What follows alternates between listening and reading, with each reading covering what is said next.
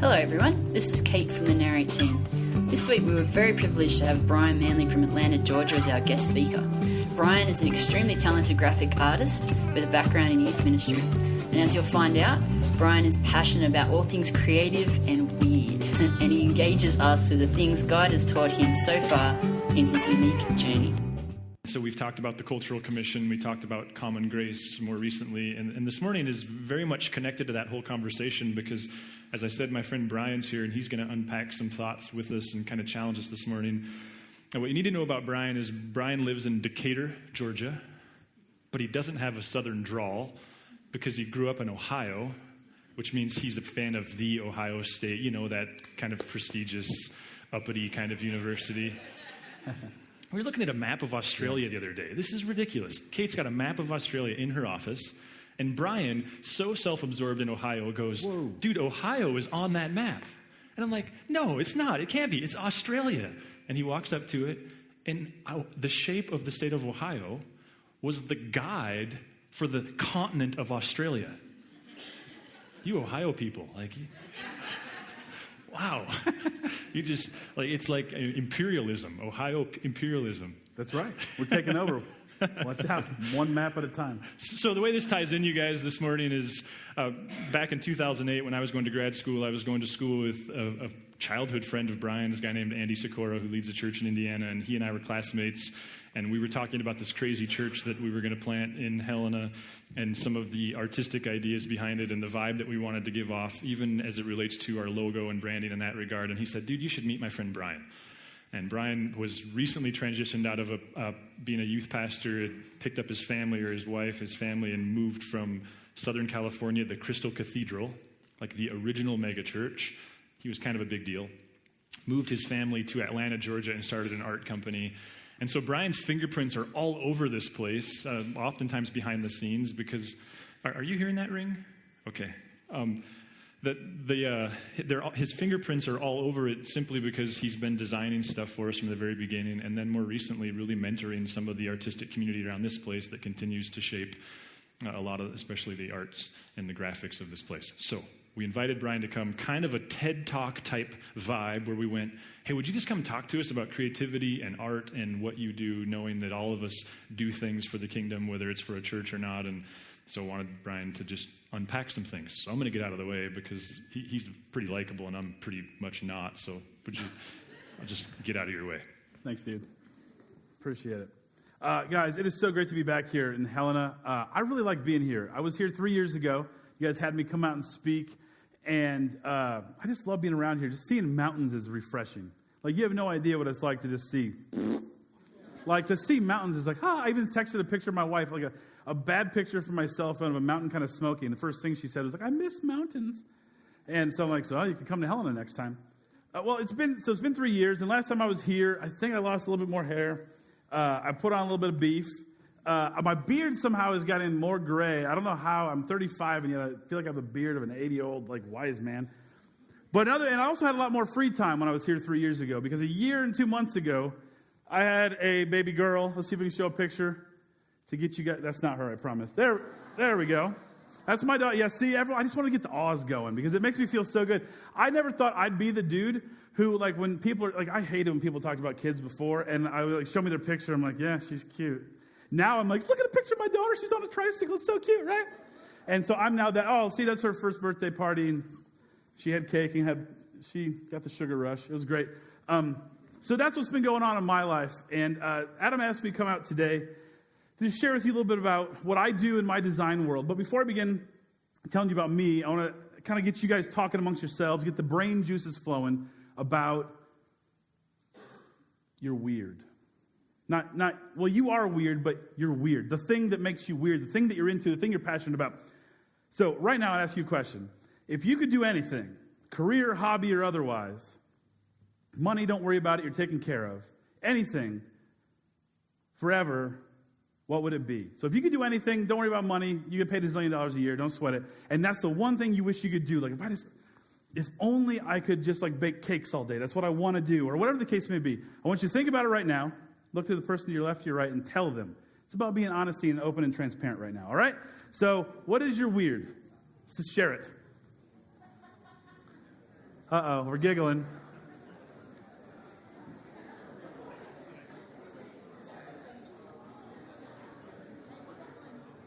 Okay, so that means you guys you're sharing some good things, right? Did anyone accidentally say, like, if I would just like to sit and watch Netflix all day? Yeah. Well, I found out, by the way, dude, that there is Netflix. Netflix is offering a job to somebody to watch it for 24 hours a day for a full year, and you get paid a salary. So that anything is possible in 2014.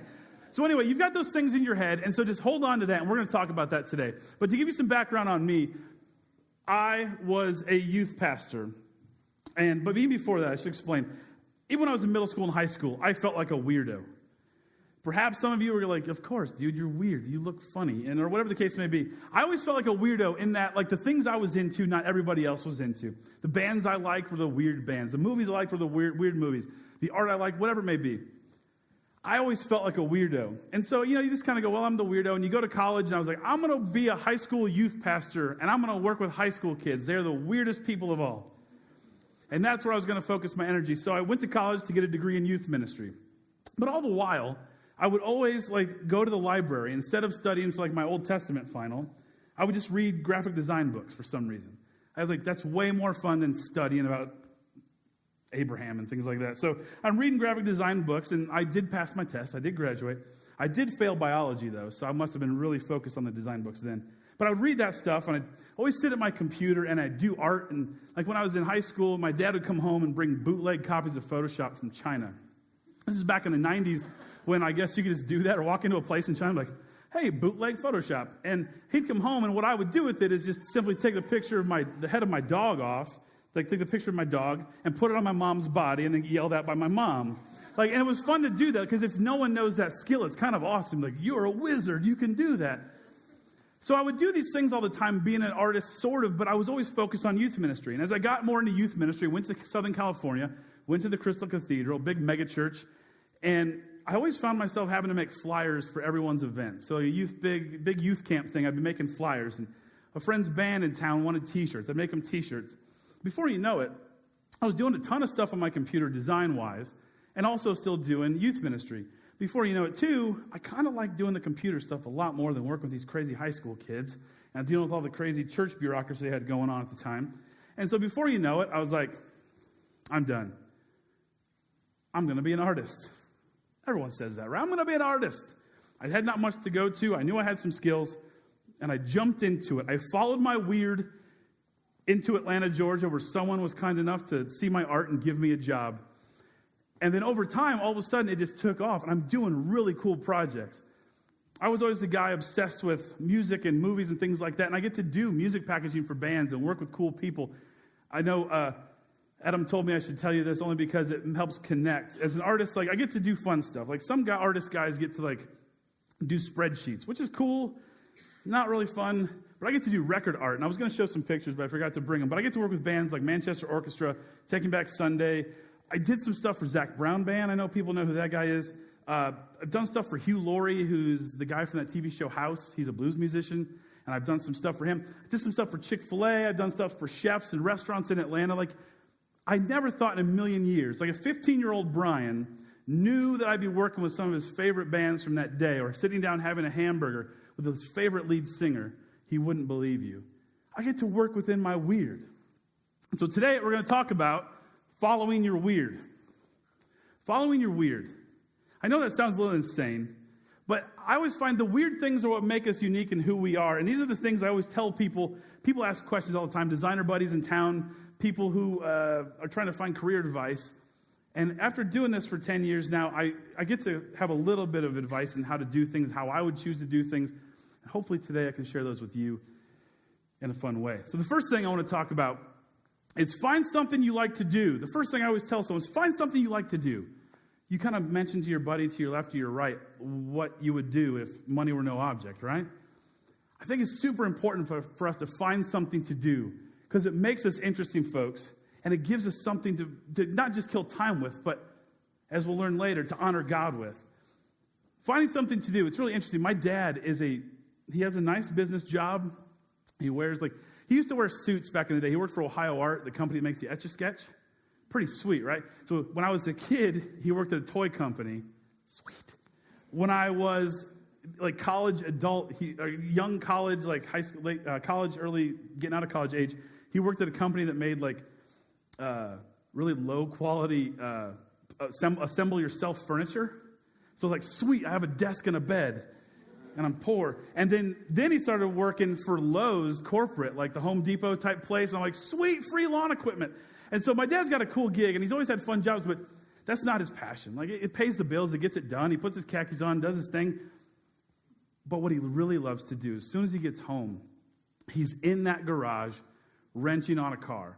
My dad's the crazy dude who will spend hours on Saturday on eBay going, I think there's an old MG that got hit by the tree fell on it up in Massachusetts.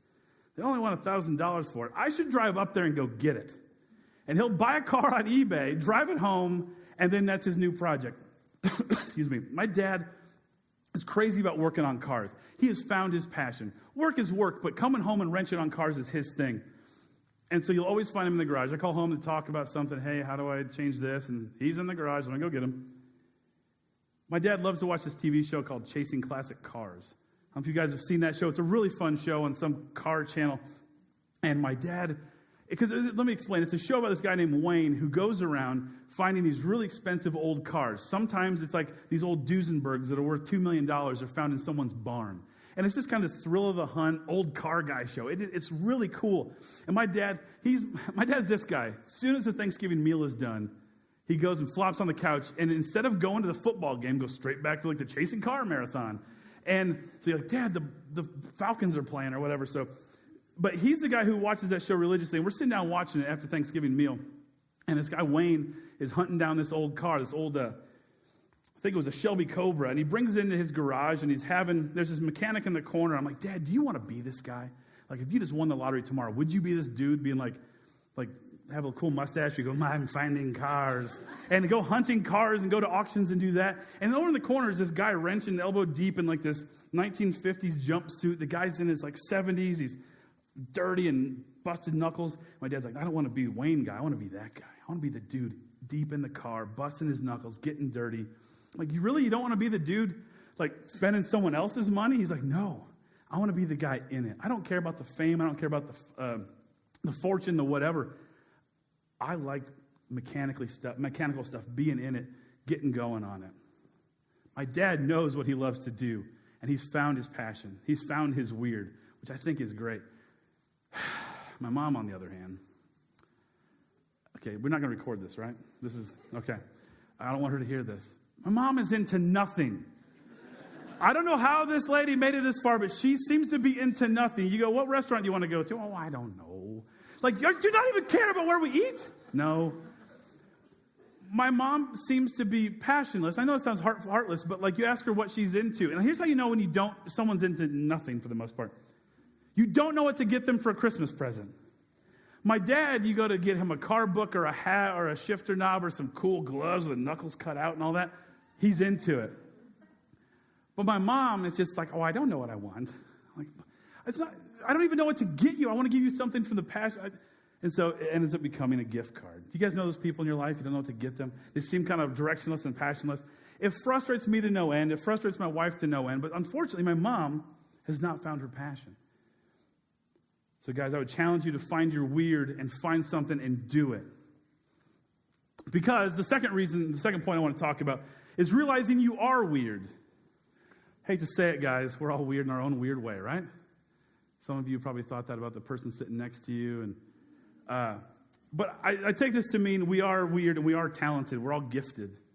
We all have something to offer. And when you try to contextualize this in a spiritual sense, like, what does the Bible have to say about career, job, vocation, whatever it may be? It doesn't really talk about, like, how you need to do your career. Jesus doesn't talk about that much. But at one time, Jesus, in one of the parables, talks about the parable of the talents, which is a story where, I'm going to paraphrase. If you guys want to read this in Matthew 25. But what Jesus says is, and by the way, I should give you some backtracking. A talent back in the day, potentially, what we understand now, meant like 20 years' work of wages of someone who got paid like minimum wage. So 20 years' worth of cash of what you earn is a talent. And this rich guy, the master, goes to his 3 servants. The master's like, hey, I'm going out to party. I'm going out to vacation. I'm going out. Again, I told you I'm paraphrasing. Did not mention the word party in the Bible. But I'm going out, and each of you guys, I need you to take care of some of my money. I'm going to put you in charge. So the first guy, he gives him 5 talents. Again, that's a lot of cash. It's a lot of money. It's a lot of wage. He gives the guy 5 talents. The second guy gives him 2. And Jesus says at this point, too, he gave them to each to which they deserved, or what they kind of were supposed to handle, like what they were responsible for. So it's good to know that there's context here that we're all responsible for different amounts of things. So we got 5, 2, and the last guy, he gave 1. So he says, guys, I need you to do something with this money, be responsible with it. You know how I like excellence. Go make some more money with it. Peace out. I'm going on vacation. I'll be back in a little bit. Also did not say peace out in the Bible. So master comes back. Master comes back, goes, all right, guys, let's gather around. Let's see what we did with this money that I left you with all that while ago. First guy with the 5 talents goes, hey, boss, this is awesome. I doubled the money. I doubled the talents. He goes, here's 10. Master goes, oh, that's so great. Well done. That is awesome. High five. Also not in the Bible. To the second guy, he says, all right, how'd you do, number 2? And he's like, I took 2 talents, made them 4. I doubled those as well. Awesome. High five. Third guy. This is where it starts to sound like a bad bar joke. It's the third guy. So here it comes. Third guy said, hey, how'd you do? He goes, look, master, I know how much you love excellence. I know how much you love things done right. I know you didn't want me to lose money on this. So I did nothing. I took it and hid it under a rock. Is that cool? Master goes berserk. Master goes, no. I asked you to do something with this, and you wasted it. You could have at least taken it to a bank, and it would have gathered a couple % interest, or you could have given it to somebody, and they would have done something with it. You took this, and you hid it under a rock. Hit the bricks. That's what he tells them. Get out of here. I don't want to see you anymore. You screwed this up. And a lot of people believe some people believe theologically that parable is about money management or whatever, but a lot also believe it's about our gifts and our talents, our personal talents. The word talent meant a bunch of money, but as it's turned on in time, it also means our gifts and our skills. So what Jesus is telling us here is that Master, God, gives us all different things. We know that to be clear. Each what we can handle. Some 5, some 2, some 1. But what he doesn't want from you is to sit on it and waste it. I got to believe nothing makes him more frustrated and angry than wasting good skill and gift. Realize you are weird. Realize you are gifted. Realize you are skilled. Somewhere deep inside you, there has to be something, right? Because it says so. Realize you are weird. Point number 3 that I tell people a lot all the time, I'm really passionate about, is be a nerd. All right, we got some nerds in the room. I like it. Be a nerd. Immerse yourself in the thing that you're into. Immerse yourself in culture. Immerse yourself in whatever you're into, whatever your passions are, whatever your gifts are. As a graphic designer, and I even met with a few yesterday, that when we get together, us graphic designers can nerd out with the best of them.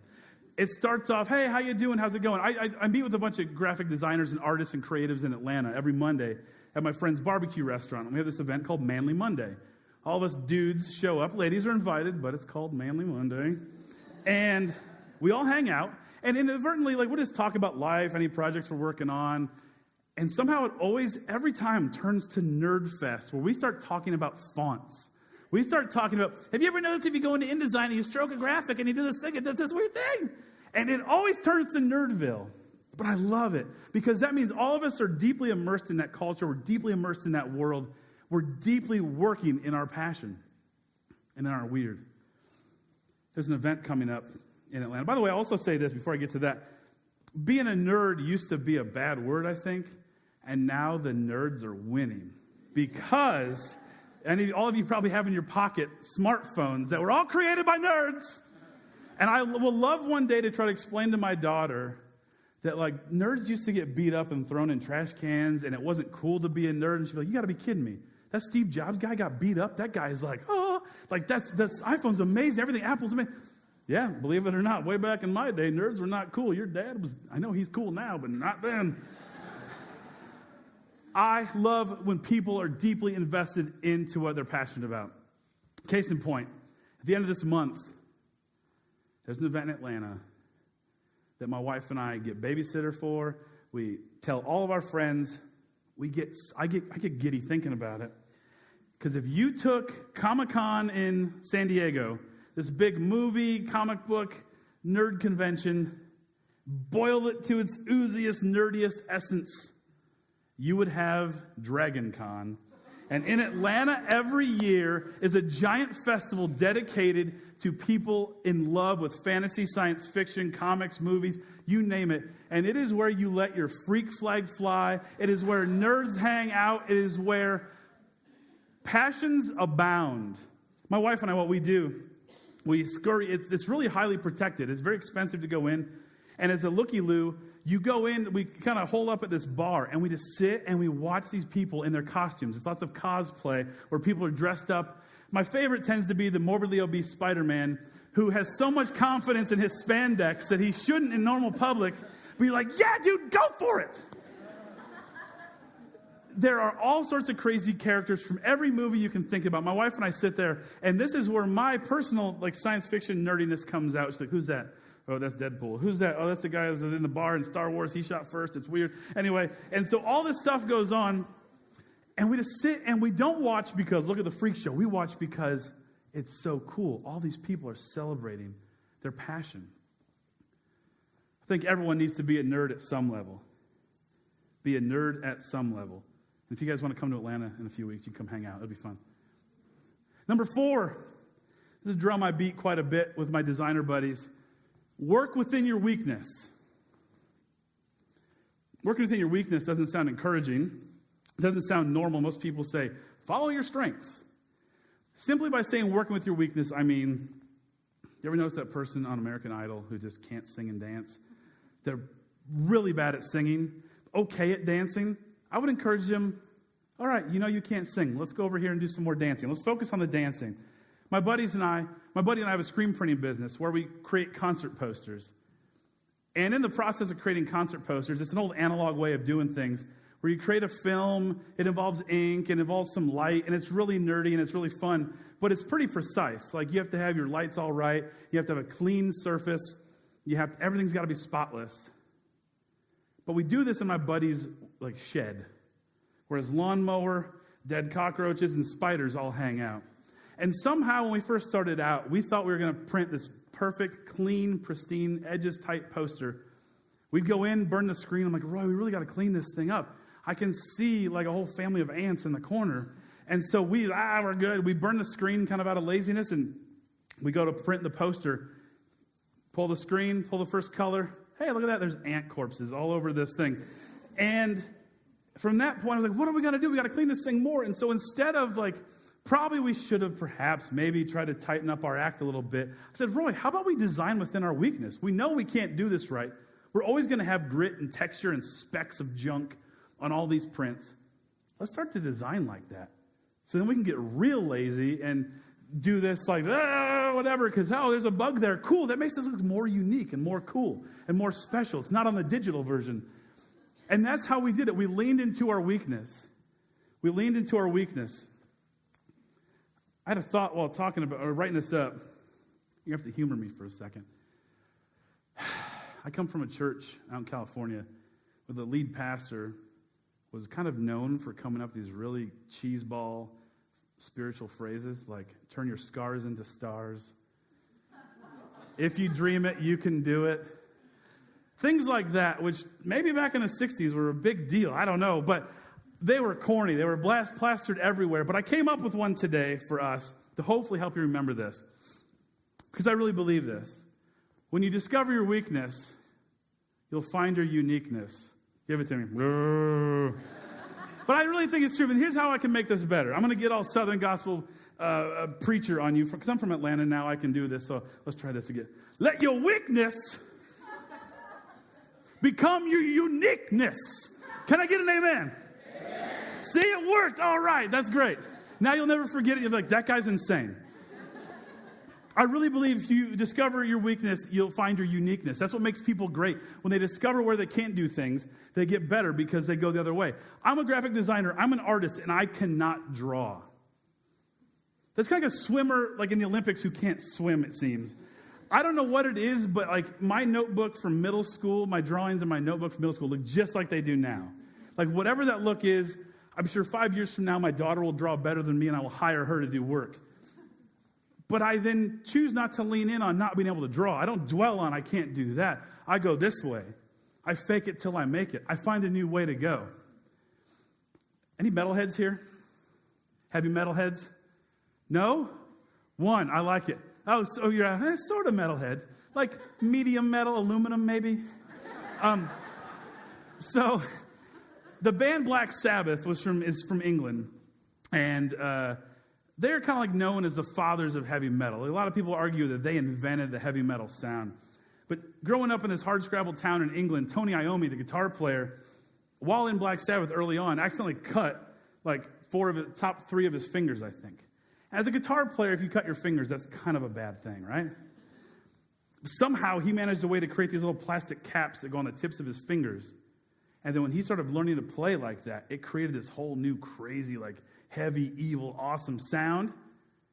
And because of that, because he lopped off his fingers, I really think we can credit the history of heavy metal to that. He didn't let it beat him down. He let his weakness become his uniqueness. His sound was so original. His sound was so amazing. And I thank him daily when I listen to my heavy metal records that he, unfortunately lost the tips of his fingers.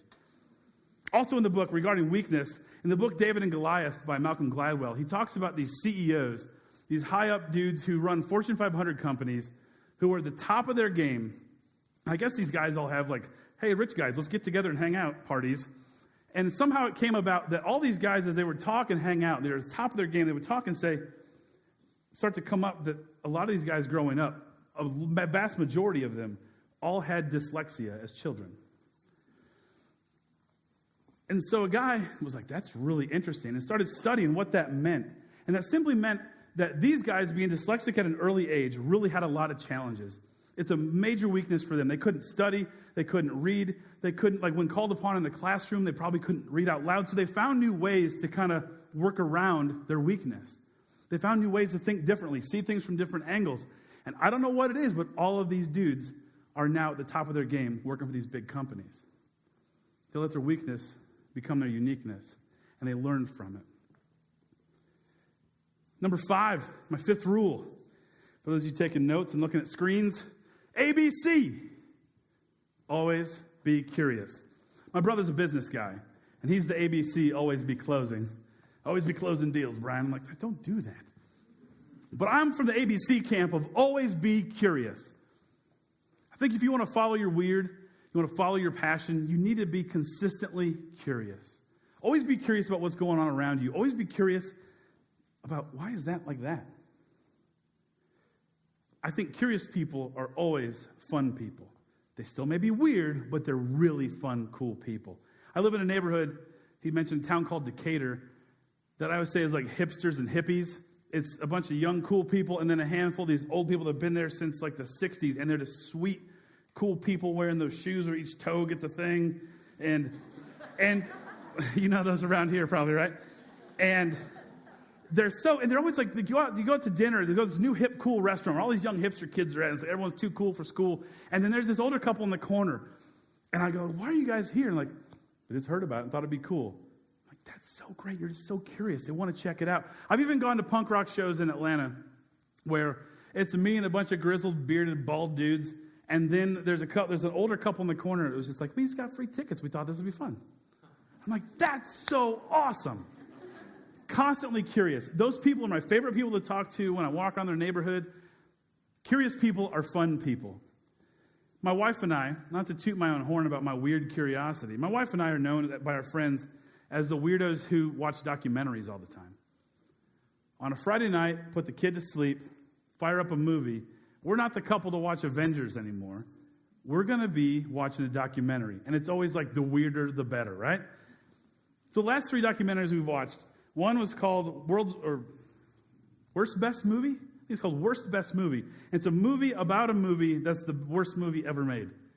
Okay, so there's this movie called Troll 2 that's not based on Troll 1 at all. And Troll 2 is so bad that they made a documentary about how bad this Troll 2 movie is. That documentary was fascinating. Caused me to watch Troll 2. You're right, it's a bad movie.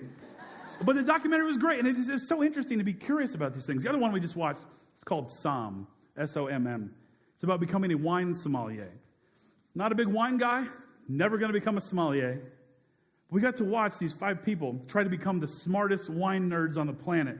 Because wine sommeliers can taste a glass of wine and can try to tell you who manufactured it, what type of grape it is, and where it's from on the planet. It's some really weird stuff. And it's a great documentary. But the most recent documentary we watched to further illustrate our weirdness and our curiosity, it's a movie about men who are obsessed with the TV show My Little Pony.